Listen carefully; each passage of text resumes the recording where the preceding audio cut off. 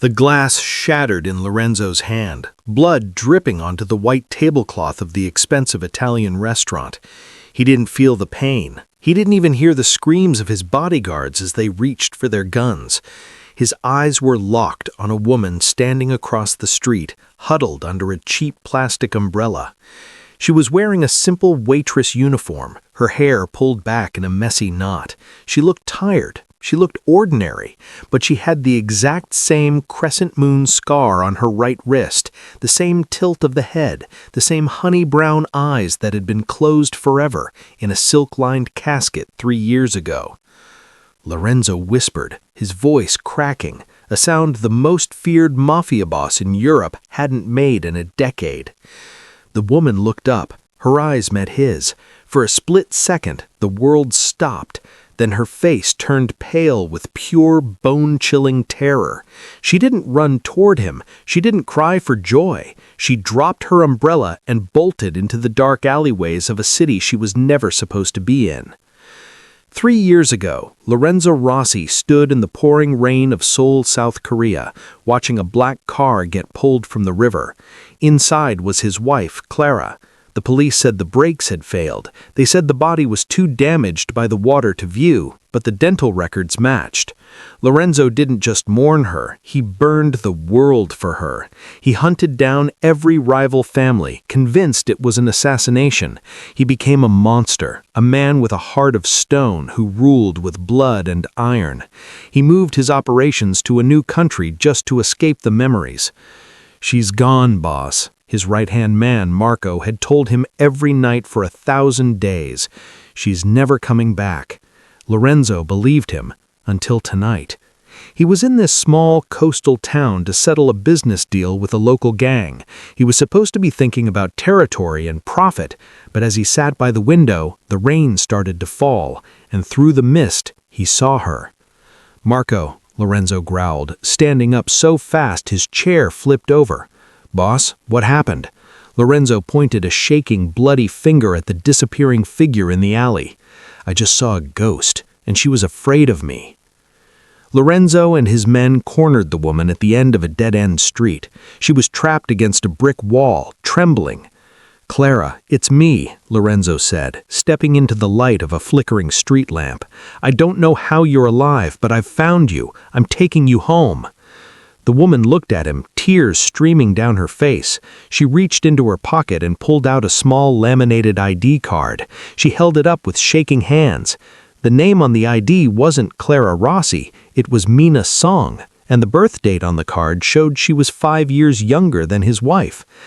"I don't know who Clara is," the woman sobbed, her voice trembling in a language he didn't recognize. "Please, my husband is waiting for me. Don't hurt me." Lorenzo froze, but as she moved her hand to wipe her eyes, he saw it. Tucked behind her ear was a small blue butterfly tattoo. It was a tattoo he had watched the artist ink onto his wife's skin on their wedding night, a tattoo that was supposed to be at the bottom of a river in Korea.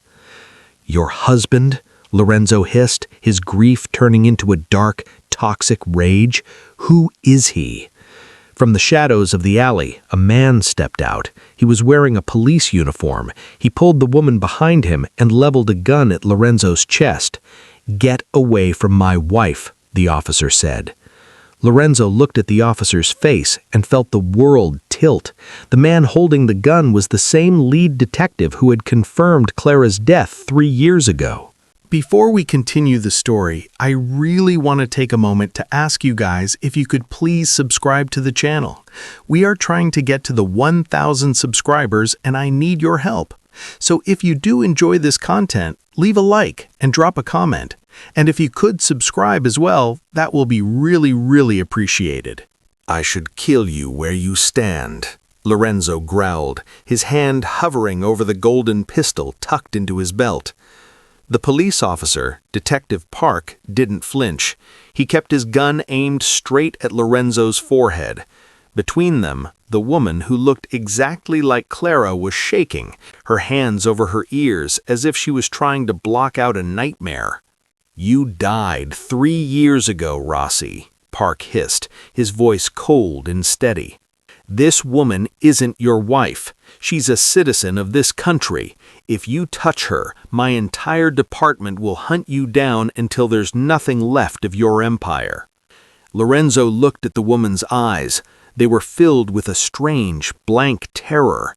It wasn't just fear of a stranger. It was the look of someone who didn't know who they were. "Clara, look at me." Lorenzo stepped forward, ignoring the red laser dot on his chest. "Tell me he's forcing you. Tell me he's the one who staged the accident." The woman looked at him, a single tear rolling down her cheek. I don't know you. Please, I just want to go to my daughter." The word daughter hit Lorenzo harder than a bullet. He and Clara had been trying for years, but the doctors said it was impossible. 30 minutes earlier, Lorenzo had been chasing a ghost through the rain. His heart, which he thought had turned to stone, was beating so hard it hurt. "Marco, find out everything about that detective," Lorenzo commanded as they drove toward the address Park had given the woman. Why is a Seoul detective living in a small coastal town in Italy? And why is he living with a woman who died in a river 3 years ago? Marco tapped furiously on his laptop. "Boss, it's weirder than that. Detective Park resigned the day after Clara's funeral. He disappeared from the grid. No bank accounts, no passport records. It's like he vanished into thin air." They watched from a distance as Park led the woman into a small white house with blue shutters. It looked peaceful. It looked like a dream. It was the exact kind of life Clara had always whispered about when she thought Lorenzo wasn't listening. A life away from the blood, the guns, and the shadow of the Mafia. "She chose this," Marco whispered. "She didn't get kidnapped, boss. She ran."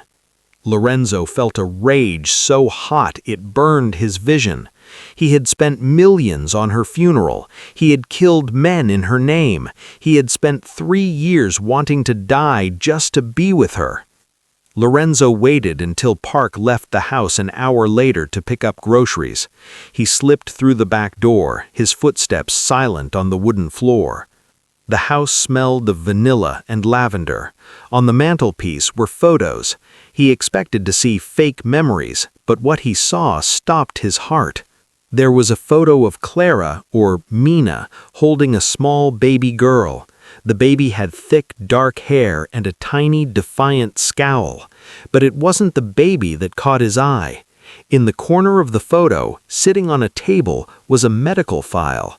Lorenzo leaned in, squinting at the blurry text in the picture. It was a document from a high-tech brain clinic in Switzerland. The title of the file read, "Project Phoenix, Memory Suppression Successful." Suddenly, a small voice spoke from behind him. "Are you the man from the bad dreams?" Lorenzo spun around. Standing in the doorway was a 3-year-old girl. She was holding a stuffed butterfly. But it wasn't her toy that made Lorenzo gasp. The girl had a tiny, distinct birthmark on her neck, the exact same star-shaped mark that Lorenzo's father had. "I'm not a dream, little one," Lorenzo whispered, falling to his knees as the realization shattered his world. "I'm your father." At that moment, the front door clicked open. Clara walked in, but she wasn't alone. She was holding a knife, and her eyes were no longer blank. They were sharp, focused, and deadly. "Get away from her, Lorenzo," Clara said in perfect Italian, a language she supposedly didn't know, "or I'll finish what I started 3 years ago." "You remember," Lorenzo whispered, his voice trembling as he stared at the sharp edge of the kitchen knife in Clara's hand. The ID, the memory loss, the scared waitress act, it was all a lie. "You know exactly who I am." Clara didn't move. The Mina persona had vanished. Her eyes were as cold as the Siberian winter, and her stance was that of a trained killer, not a frightened wife. "I remember everything, Lorenzo," she spat, her Italian perfect and sharp. I remember the blood on your hands. I remember the smell of gunpowder on your suits, and I remember the day I realized my daughter would never be safe as long as she carried the Rossi name." She took a step toward him, the blade glinting under the kitchen light. "I didn't just fake my death to leave you. I faked it to bury you. If you take one more step toward that child, I will show you that a mother is more heartless than any mafia boss." Lorenzo looked at the little girl, who was now hiding behind Clara. The girl wasn't crying. She was watching Lorenzo with a strange, analytical calm, a calm that reminded him exactly of his own father. 10 minutes earlier, Lorenzo had been kneeling on the floor staring at the star-shaped birthmark on the toddler's neck. His heart was a chaotic mess of joy and fury. "I have a daughter," he breathed, reaching out a hand. "I have a—" "Don't touch her." Clara's voice cracked through the house like a whip. She had entered through the front door, dropping her groceries, but she hadn't reached for a phone to call the police. She had reached for a hidden compartment under the hallway table and pulled out a tactical knife. "Clara, put the knife down," Lorenzo said, slowly standing up. "I know about the clinic in Switzerland. Project Phoenix, memory suppression. I thought they wiped your mind. I thought you were a victim." "Victim? Lorenzo, I was the one who paid the doctors. I didn't want to forget you because I was scared. I wanted to forget you so I could live a life where I didn't wake up screaming every night." She moved between him and the child, her eyes darting to the window. She was looking for Detective Park. "Park isn't your husband, is he?" Lorenzo asked, the realization hitting him like a physical blow. "He's your guard. You hired the man investigating your death to help you disappear. He's the only man I've ever met who couldn't be bought by you, and he's the only reason you haven't found us for 3 years." Lorenzo stepped back, raising his hands in a gesture of peace. "I don't care about the lies, Clara. I don't care that you ran, but that girl, she's a Rossi. She belongs in a palace, not this shack. She belongs as far away from you as possible," Clara hissed. Suddenly, the little girl stepped out from behind Clara. She walked right up to Lorenzo, her tiny hand reaching out to touch the heavy gold ring on his finger, the ring of the Rossi family head. "The butterfly man," the girl whispered. Lorenzo froze. "What did you call me?" "The butterfly man," the girl repeated. "He comes to my window at night, and he says you're coming to take me to the Garden of Fire." Lorenzo's blood turned to ice. He hadn't sent anyone. Marco hadn't found this house until tonight. He looked at Clara, whose face had turned ghostly white. "Clara, if I didn't send a butterfly man and Park is at the store, who has been talking to our daughter?" A low, distorted whistle drifted in through the open window. It was the tune of the Rossi funeral march. Lorenzo spun around just as a small red laser dot appeared on the little girl's chest. "Get down!" Lorenzo roared, his body moving faster than his brain. He didn't care about the knife in Clara's hand or the 3 years of lies. He lunged forward, wrapping his massive arms around the little girl and tackling her to the floor just as a high-powered bullet shattered the kitchen window. The glass rained down like diamonds, sparkling in the light before hitting the hardwood floor. A second shot followed instantly, splintering the wooden legs of the dinner table. "The cellar! Move!" Clara screamed. She didn't hesitate. She grabbed Lorenzo by the collar of his expensive suit, pulling him and the child toward a hidden trap door beneath the kitchen rug. Lorenzo looked up, his face covered in dust and sweat. "Clara, who is doing this? I didn't bring my enemies here." Clara looked at him, her eyes burning with a terrifying realization. "It's not your enemies, Lorenzo. It's the man you trusted to replace me." 5 minutes earlier, the house had been a battlefield of words. Lorenzo was reeling from the discovery that his dead wife was a master manipulator who had erased her own memories just to escape him. "The butterfly man," the little girl had whispered, her tiny finger pointing at the dark window. Lorenzo's mind raced. In the Rossi family, the golden butterfly was more than a tattoo. It was the secret symbol of the underboss. When Lorenzo had buried Clara 3 years ago, he had promoted his cousin Antonio to be his second in command. "Antonio knows?" Lorenzo hissed, his hand reaching for his radio to call Marco. "Antonio found us 6 months ago," Clara whispered, her voice trembling for the first time. "He didn't tell you because he wanted you to stay broken. A broken boss is easier to control. He told me if I ever tried to contact you, he would kill the girl and make it look like an accident." Lorenzo felt a cold, sharp blade of betrayal slice through his chest. He had treated Antonio like a brother. He had given him the keys to the empire while he spent his nights crying over Clara's empty grave.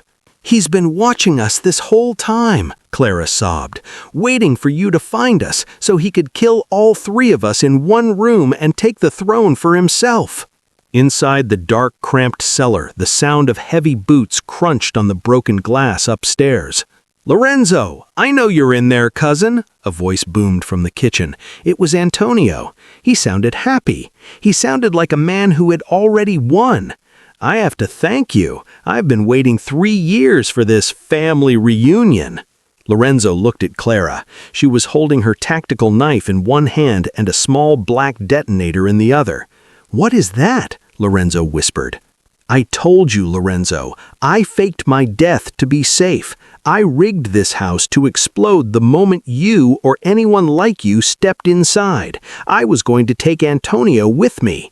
Lorenzo looked at the detonator, then at his daughter who was clutching his thumb with her tiny hand. "You were going to blow yourself up? To save her?" "Yes," Clara said firmly. Suddenly, the trap door above them was ripped open, but it wasn't Antonio peering down, it was Marco, Lorenzo's most loyal bodyguard. But Marco wasn't reaching down to help them, he was holding a silencer to his lips, his eyes filled with tears. "I'm sorry, boss, but Antonio has my family. He says the Rossi bloodline ends tonight." Marco didn't drop a ladder, he dropped a live grenade. "Close your eyes, Bella," Lorenzo screamed, throwing his heavy armored coat over his daughter as the world turned into a roar of orange fire and shattering wood.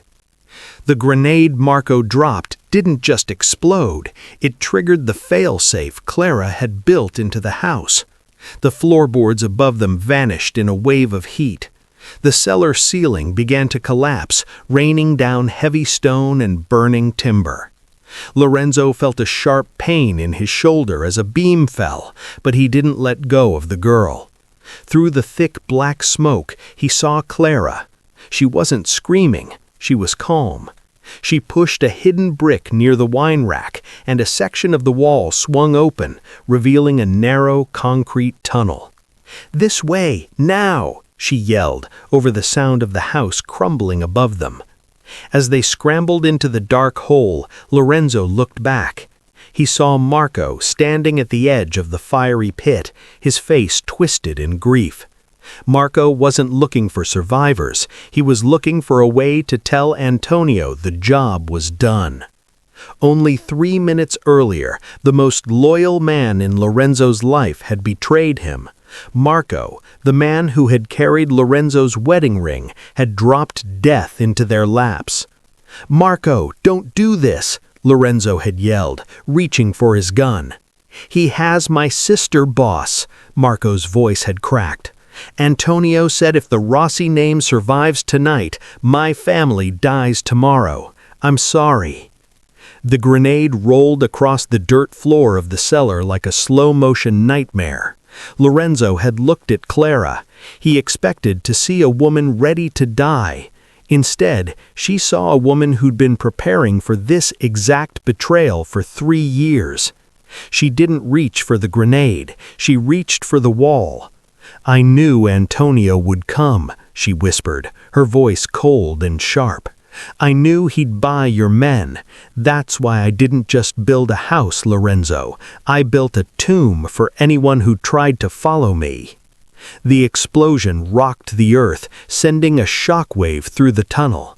Lorenzo crawled through the dirt, protecting the girl with his body, while Clara led the way with a flashlight she had pulled from a hidden pocket in her uniform. They emerged nearly half a mile away, popping out of a rusted manhole cover inside an abandoned boat shed by the docks. The night air was freezing, and the smell of salt and old fish filled Lorenzo's lungs. He collapsed against a wooden crate, clutching his daughter, who was finally starting to cry. "We're out! We're safe!" Clara stood at the entrance of the shed, looking back at the distant glow of their burning home. She pulled a satellite phone from a waterproof bag hidden under a floorboard. "We aren't safe, Lorenzo," she said, dialing a number.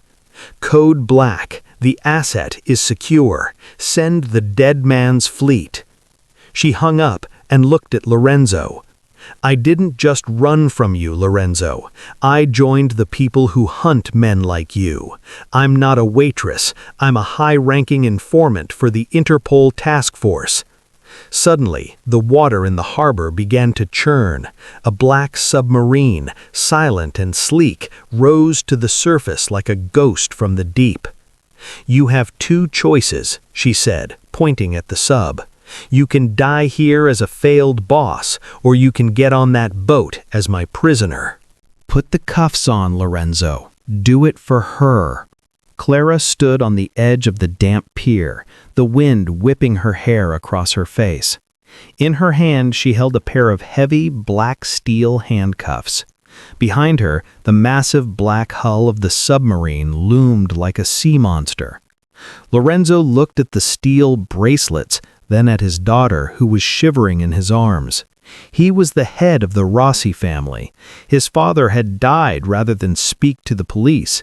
His grandfather had spent 30 years in a hole rather than betray the Omerta code of silence. "If I put these on, I'm a rat," Lorenzo hissed, his pride warring with his pulse. "The Rossi name will be dragged through the dirt. Every man I ever ruled will spit on my grave." "If you don't," Clara said, her voice dropping to a whisper, "Antonio wins. He'll take the girl, he'll take the throne, and he'll turn her into exactly what you are, a monster waiting for a bullet." Lorenzo looked at his daughter's tiny, innocent face. She reached out and touched the cold steel of the handcuffs, thinking they were a toy. 10 minutes earlier, the submarine had surfaced like a silent ghost in the harbor. Lorenzo had been staring at Clara in total shock. "Interpol?" he gasped. "You've been feeding them my shipment routes, my bank codes, for 3 years?" "I gave them enough to keep you busy, but never enough to catch you," Clara admitted, her eyes softening for a split second. "I wanted you alive, Lorenzo. I just wanted you away from us. But Antonio changed the game. He killed your brothers. He's moving to take over the European docks by morning." The sound of sirens began to wail in the distance, not the police, but Antonio's private militia, closing in on the docks. The butterfly man wasn't far behind. "We have 5 minutes before this pier becomes a graveyard," Clara said, grabbing a tactical vest from a hidden crate in the boat shed. "The submarine only takes assets. If you aren't a prisoner of the state, you don't get on that boat. My handlers won't risk an international incident for a Mafia boss." Lorenzo felt the walls closing in. He looked at the boat shed entrance. He could see the headlights of black SUVs tearing through the fog. He had a gun with 3 bullets left. He could stay and fight, dying a hero of the underworld. Lorenzo grabbed the handcuffs. With a loud click, he locked his own left wrist. Then he handed the other end to Clara.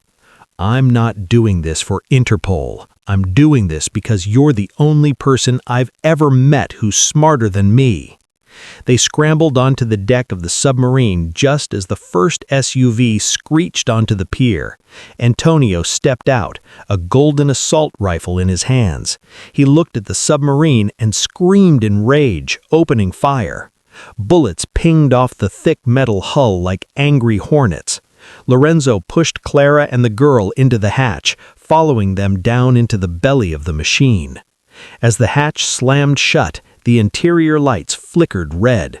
A man in a sharp gray suit stepped out of the shadows of the control room. He wasn't a soldier, he was a lawyer. "Welcome aboard, Mr. Rossi," Agent Vaughn said, holding up a digital tablet. "Before we submerge, you need to see this. It's a live feed from your private vault in Rome." Lorenzo looked at the screen. The vault was open, but it wasn't empty. Inside his own secret safe, sitting on top of millions of dollars in cash, was a small ticking device with a digital screen. It wasn't a bomb, it was a broadcast station. Antonio didn't just want your throne, Lorenzo. He's been live streaming your location to every rival family in the world for the last hour. He didn't want to kill you, he wanted to make sure everyone else did. Lorenzo realized the horror. Even in the middle of the ocean, he was the most hunted man on Earth, and the only person who could save him was the wife who had just arrested him. A massive explosion rocked the submarine, throwing Lorenzo against the cold metal wall. The red emergency lights strobed, casting long, demonic shadows across the control room. "Hull breach in Sector 4!" a sailor screamed over the blaring klaxons. Lorenzo looked at the sonar screen. It wasn't just one ship chasing them. There were dozens of small, high-speed suicide drones swarming the water like hungry piranhas. On the surface, a fleet of unmarked black destroyers was dropping depth charges. "The dead man's fleet," Lorenzo whispered, his face pale. "Antonio didn't just sell my location, he sold the bounty on my head to every cartel from Medellin to Moscow. Whoever sinks this sub gets my entire offshore empire." Clara grabbed her daughter, shielding her from the falling sparks. She looked at Agent Vaughn, the Interpol lawyer, who was frantically typing on his tablet. "Vaughn, we're an Interpol vessel! Tell them to stand down!" Clara yelled. Vaughn looked up, his face filled with a terrifying, blank expression. "I can't, Clara. The dead man's fleet isn't just criminals. Half of those ships are off-the-record government vessels. They don't want Lorenzo in a courtroom. They want him at the bottom of the ocean so his secrets die with him." 10 minutes earlier, the submarine had been gliding silently through the dark Mediterranean waters. Lorenzo sat on a metal bench, his wrist still cuffed to the railing. "Why did you do it, Clara?" he asked, his voice low. "Why Interpol? You could have just run to a tropical island with a suitcase of my money." Clara sat across from him, cleaning a smudge of soot off their daughter's forehead. "Because your money is soaked in blood, Lorenzo. I didn't want a life bought with grief. I wanted a life earned with justice. I thought if I turned you in, I could balance the scales. And now?" Lorenzo gestured to the vibrating walls of the sub. "Now the scales are tipping into the abyss." The first depth charge had detonated then, a dull thud that felt like a giant punching the earth. The submarine groaned, the sound of twisting metal echoing through the halls. Agent Vaughn had rushed in, holding the tablet that showed the live stream. "Mr. Rossi, the broadcast hasn't stopped. Antonio is leaking your biometric data. They can track your heartbeat through the water. As long as you're alive, we are a glowing target." The submarine took another direct hit. Water began spraying from a burst pipe, flooding the floor. "We have to surface," the captain yelled. "If we stay down, the pressure will crush us. If we surface, they'll shred us with deck guns," Clara countered. Lorenzo looked at the cuffs. Then he looked at the dead man's switch on the wall, the emergency scuttle button that would blow the submarine to pieces to prevent its technology from being captured. There's a third option, Lorenzo said, his voice suddenly calm. The broadcast is tied to my heartbeat, right? If my heart stops, the signal goes dark. They'll think the sub was destroyed. Clara's eyes widened. Lorenzo, no! Vaughn, you have a medical kit, commanded Lorenzo, standing up as far as the cuffs would allow. Give me the paralytic, the one that mimics death. I go into a coma, the signal stops, and you drift away in the current while they search the wreckage of the drones. It's too risky, Vaughn stuttered. If I don't give you the antidote in exactly 10 minutes, your brain will starve for oxygen. You'll be dead for real. Suddenly, the door to the bridge blew open. It wasn't a soldier who stepped through. It was Marco, dripping wet and holding a harpoon gun. He had latched onto the sub before it submerged. I don't need a medical kit to stop his heart, Marco hissed, his eyes bloodshot with madness. Antonio sent me to make sure there's no body left to find. Drop the harpoon, Marco. Clara's voice was a whip, her Glock 17 aimed right at the center of her old friend's chest. Water was waist-high in the corridor now, freezing and oily. Marco didn't lower his weapon. His face was a mask of agony, his skin pale from the pressure of the deep sea. He had followed them through the intake valves, a suicide mission, just to finish the job Antonio started. I can't, Clara, Marco sobbed, the harpoon trembling in his grip. If I don't bring back his head, they'll kill my sister. Antonio was watching the feed. He needs to see the life leave Lorenzo's eyes. Lorenzo stood behind Clara, his hand resting on her shoulder. He looked at the medical kit on the table, then at the ticking clock on the wall. Do it, Vaughn, Lorenzo commanded the lawyer. Inject me. If I die on camera, Antonio will think he won. He'll let Marco's sister go. The signal will stop. It's the only way any of us walk off this boat. 5 minutes earlier, the submarine had been a chaotic mess of screaming alarms and spraying water. The drones are locking onto your pulse, Mr. Rossi, Vaughn yelled, showing him the tablet. The dead man's fleet is closing the circle. In 3 minutes, they'll drop a depth charge directly onto our bridge. Clara grabbed Lorenzo's hand, her fingers interlocking with his. There has to be another way. I didn't find you just to watch you die again. You didn't find me, Clara, Lorenzo said with a sad smile. I found you, and now I'm going to make sure you stay found. He turned to Vaughn. The paralytic, now. Marco is already on board. I can hear the scraping on the hull. He's coming for me. Let's give him what he wants. Vaughn's hands shook as he loaded the syringe with a milky white fluid. This will stop your heart in 30 seconds. You will feel your lungs freeze. You will see the world turn black. If I don't give you the adrenaline shot in exactly 600 seconds, you're a corpse. Back in the flooding corridor, Lorenzo stepped in front of Clara's gun. He looked Marco in the eye. Shoot me, Marco, Lorenzo said, but not with the harpoon. Use your camera. Watch my heart stop. Lorenzo plunged the syringe into his own neck. His knees buckled instantly, his eyes rolled back into his head, and his body hit the freezing water with a heavy splash. On the tablet, the red pulsing line of his heartbeat went flat. A long, high-pitched beep filled the room. Across the world, on thousands of screens, the dead man's signal went dark. Marco fell to his knees, sobbing. He's gone. It's over. He held up his phone to record the body, showing the proof to Antonio. But as Marco turned to leave, Clara didn't lower her gun. She looked at the clock. 9 minutes and 30 seconds left. Vaughn, start the timer, she whispered. Suddenly, the submarine groaned. A massive explosion from a nearby drone, the final one sent before the signal died, shook the vessel.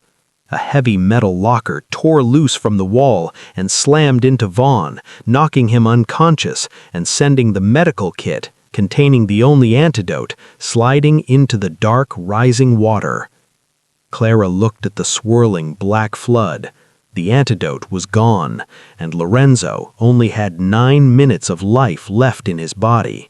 8 minutes! Lorenzo, breathe! Clara screamed. But the man she loved was a statue of cold flesh, floating face down in the rising black water. The medical kit, the only thing that could restart his heart, had vanished into the dark, swirling flood of the lower engine deck. To make matters worse, the sound of metal grinding against metal echoed through the hull. Antonio's elite boarding cobras had latched their breach pods onto the sub. They weren't coming to rescue anyone. They were coming to verify the kill and sink the evidence. Clara looked at her daughter, who was huddled in a dry overhead bunk, her eyes wide with terror. "Stay there, Bella. Don't move until the butterfly man is gone." Clara took a deep breath, gripped her flashlight, and dove into the freezing, oily water. She wasn't just diving for a kit, she was diving into the sins of her past. Only 4 minutes earlier, the world had gone silent. When Lorenzo injected the paralytic, the dead man's signal stopped, and the drone swarm outside paused like a confused pack of wolves. "He's flatlining," Vaughn had whispered, staring at the monitor. "Clara, the antidote! It's the only way!" But then the explosion hit. The impact didn't just break the pipes, it threw Vaughn against the bulkhead, knocking him out cold. The medical case, containing the silver adrenaline pen, slid through a drainage grate and fell into the flooded maintenance level below. "Marco, help me!" Clara yelled.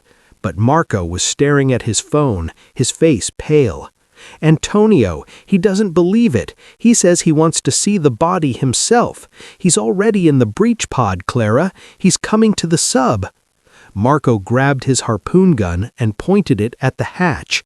"If he sees Lorenzo is still warm, he'll kill everyone on this boat. I have to finish it. I have to make sure he's really dead." Clara didn't argue. She kicked Marco in the knee, sent him crashing into the water, and dove past him. She had 6 minutes before Lorenzo's brain began to die. Under the water, the world was a nightmare of tangled wires and floating debris.